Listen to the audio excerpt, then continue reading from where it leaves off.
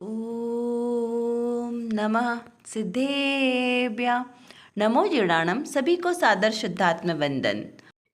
जैन तिथि दर्पण के अनुसार आज त्रयोदश और चतुर्दशी का यह शुभ मंगल पावन दिवस है और आज ही के दिन 1008 वासुपूज्य भगवान का जन्म और तप कल्याणक दिवस भी है। बहुत ही सुंदर पावन अवसर। इस अवसर पर प्रतिदिन प्रसारित होने वाले सोनगढ़ संदेश में से जो संदेश हमें प्राप्त हुआ है वह पंच परमागम के नियम सारजी ग्रंथ के आधार से प्राप्त हुआ है, जो जीव अधिकार के गाथा नंबर 2 के श्लोक नंबर 9 के आधार से लिया गया है, जिसमें मार्ग और मोक्ष का उपाय क्या है इसे बताया है कि जिन शासन में मार्ग और मोक्ष का फल किसे कहा है। तो चलिए पहले ये कलश देखते हैं।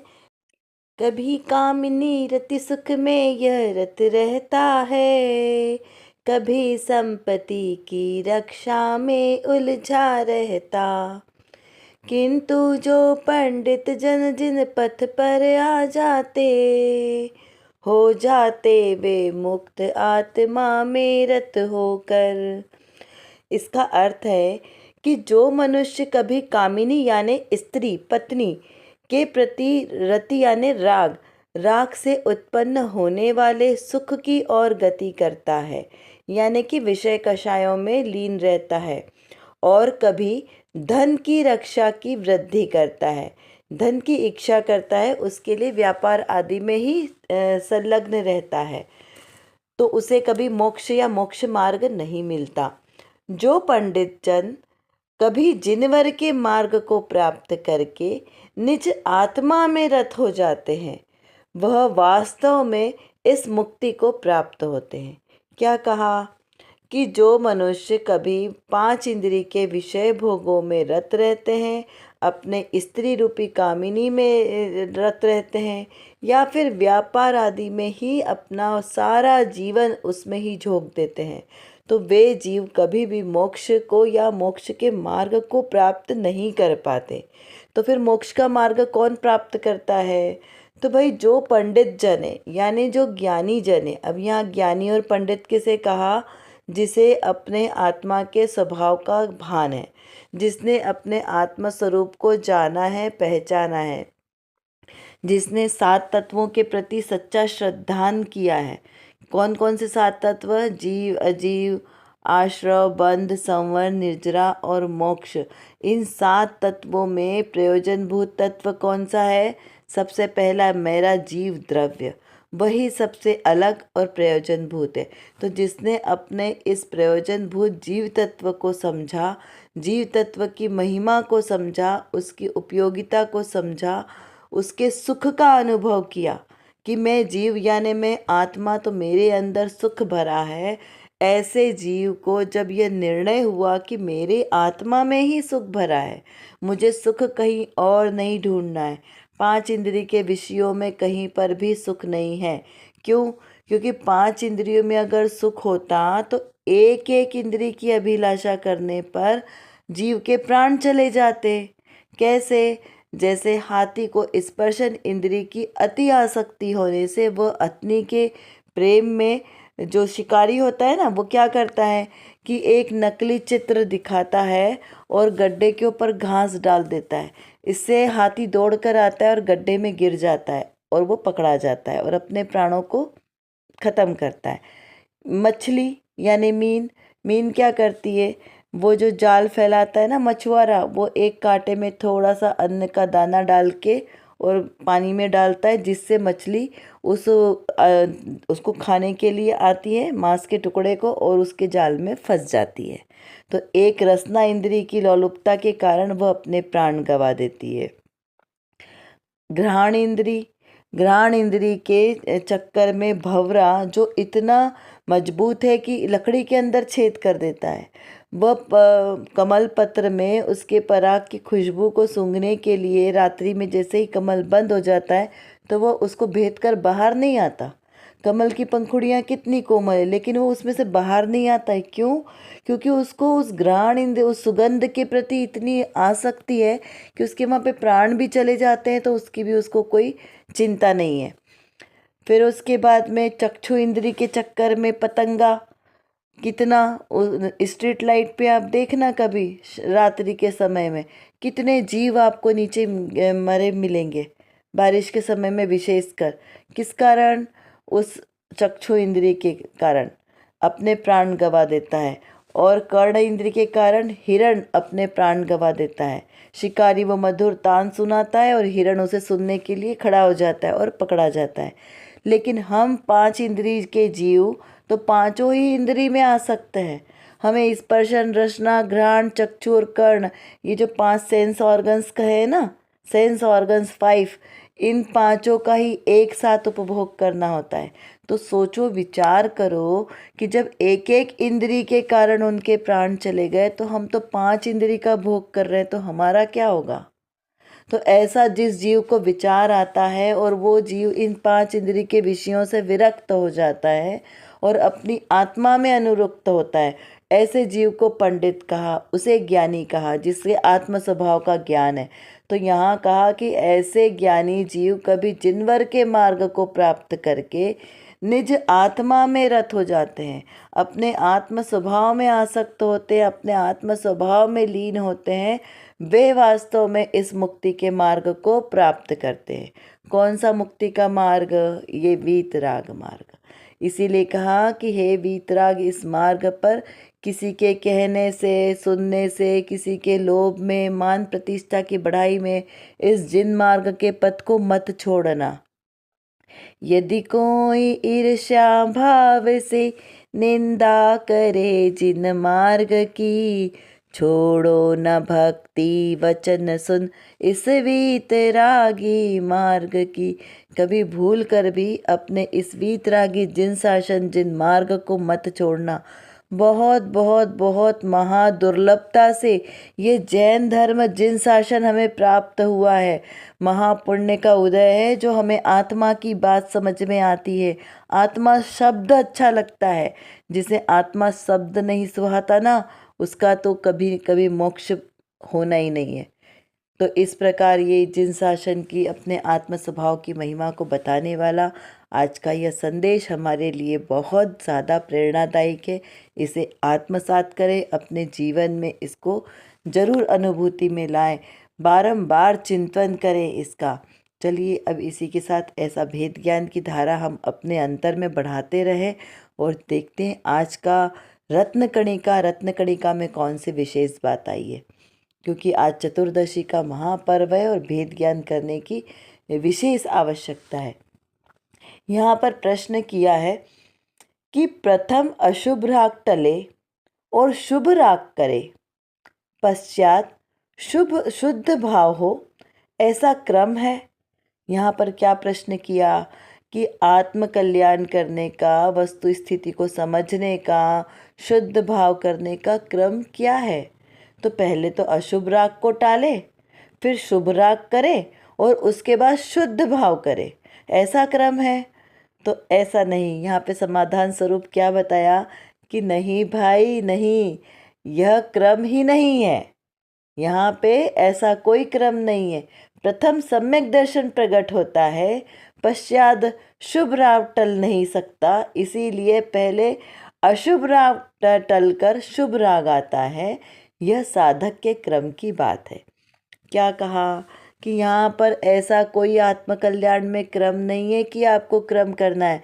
जैसे छडाला जी में आएगा, मोक्ष मार्ग की प्रथम सीढ़ी या बिन ज्ञान चरित्रा, तो ज्ञान वहाँ पर क्या बात कर रहे हैं कि सम्यक दर्शन ज्ञान चारित्र की प्रथम सीढ़ी मोक्ष मार्ग है, इसके बिना मोक्ष मार्ग का प्रारंभ नहीं। तो यहाँ पर ऐसा कोई क्रम नहीं है। यहाँ पर क्रम क्या बताया कि सबसे पहले तो जीव को सम्यक दर्शन प्रकट होता है। सम्यक दर्शन पहले जीव मिथ्यात्व की अवस्था में है, जिसे यह नहीं पता है कि मेरा आत्मा क्या है, मैं आत्मा हूँ, मेरा आत्मा कैसा है, यह नहीं पता। जिस समय जीव को यह निर्णय हो जाता है कि मैं ही आत्मा हूँ, मैं ही ज्ञानानंद स्वभावी हूँ, मैं ज्ञायक स्वभावी हूँ, मेरा तो स्वभाव कैसा है, ज्ञाता दृष्टा स्वभाव है, मात्र जानना देखना मेरा स्वभाव है, मैं ही शुद्ध हूँ, सिद्ध समान शुद्ध हूँ, द्रव्य स्वभाव से मैं कभी अशुद्ध हुआ ही नहीं, मैं पर पदार्थों का कर्ता भोक्ता नहीं हूँ, ऐसा एकत्व स्वभावी मैं आत्मा हूँ, ऐसे जिसे आत्मा की हुंकार आती है ना, उसे सम्यक दर्शन प्रकट होता है। जो 8 मलों से रहित है, 25 दोष है ना, 25 दोषों से रहित, ऐसा सम्यक दर्शन। 8 मत, 6 अनायतन, 8 सम्यकत आदि जो दोष हैं वो दोषों से रहित, 3 मूर्ताओं से रहित, ऐसा मैं जीवात्मा हूँ, इन सब से रहित हूँ। जब ऐसा निर्णय होता है तो उस सम्यक दर्शन के साथ जब निर्णय हुआ तब जीव को शुभ राग में प्रवर्तन के भाव आते हैं। तो अशुभ राग उसका सहज ही छूट जाता है। क्या कहा? अशुभ राग में प्रवृत्ति सहज छूट जाती है। कब?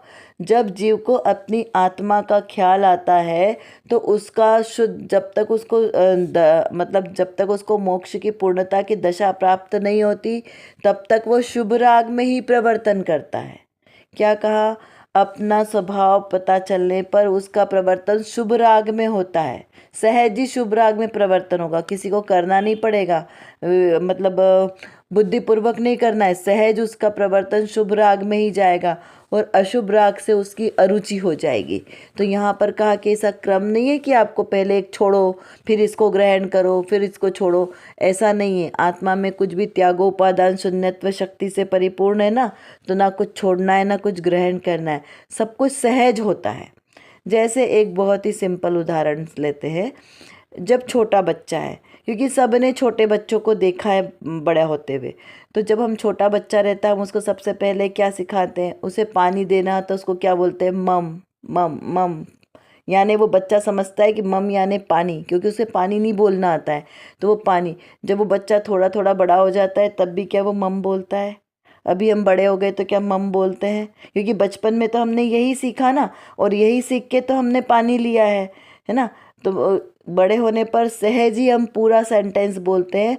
जो बचपन में छोटे छोटे सेंटेंस से हम समझते थे, समझाते थे, लेकिन उसी बच्चे को बड़ा होने पे हम छोटे सेंटेंस से नहीं समझाते, पूरा बड़ा सेंटेंस सहज हो जाता है, हमें कुछ बोलना नहीं पड़ता है, वो सहज ही ग्रहण होता है।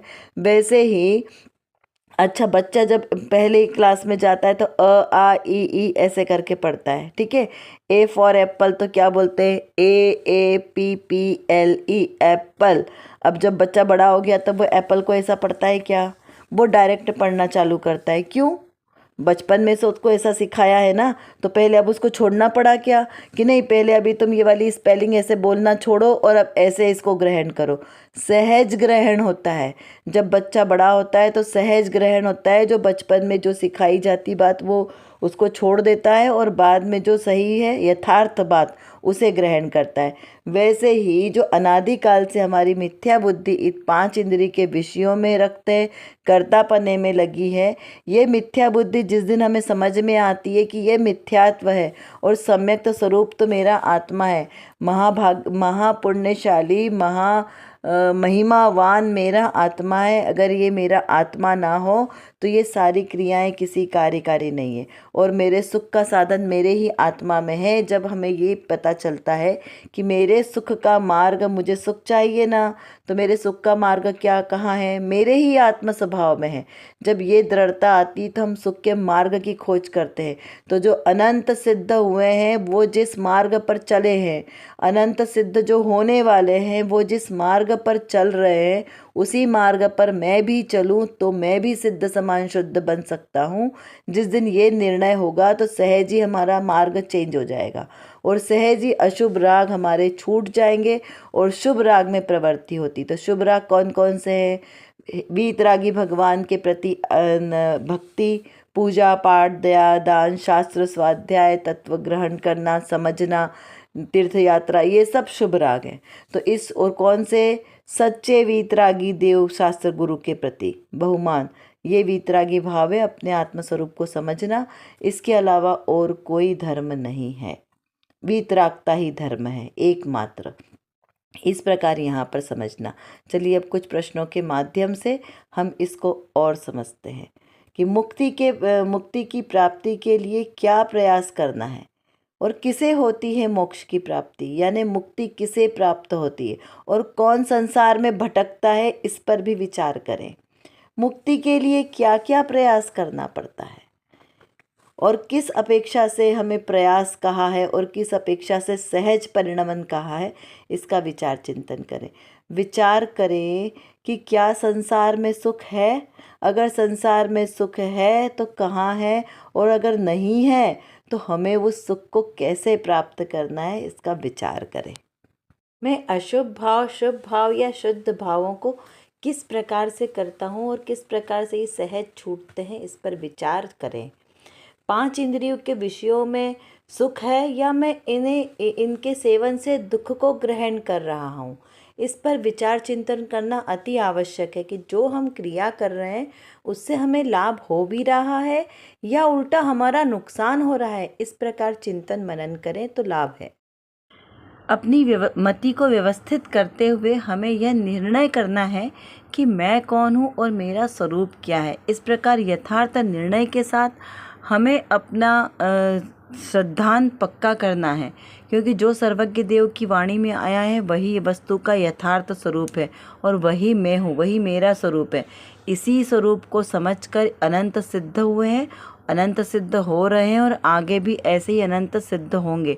और मुझे भी अगर अपना सम्यक दर्शन प्रकट करना है, उस सिद्धालय में जाकर विराजमान होना है, तो इसी मार्ग का अनुसरण करना पड़ेगा। चलिए, इतना आपको समझ में आ गया होगा। यदि नहीं समझ में आए तो आप कमेंट बॉक्स में लिखकर पूछ सकते हैं और अपनी चिंतन धारा को बढ़ाएं, स्वाध्याय करें। जय जिनेंद्र।